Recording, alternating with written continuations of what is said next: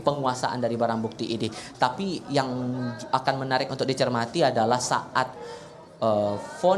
tuntutan dari terdakwa lain selain Teddy Minahasa ini malah di bawah itu, di bawah kurungan penjara seumur hidup begitu.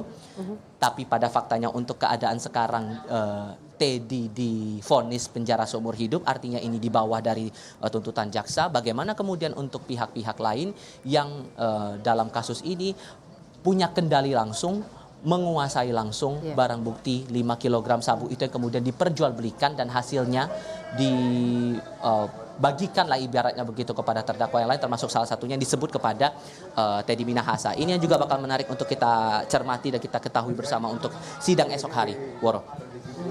Apa yang sekarang saat ini sedang berlangsung bisa Anda gambarkan? Ini sepertinya ada perbincangan antara Teddy Minahasa dengan penasihat hukumnya, timnya. Iya, ini kondisi setelah majelis hakim keluar dari ruang sidang Kusuma Arhaja. Ada di meja khusus gitu.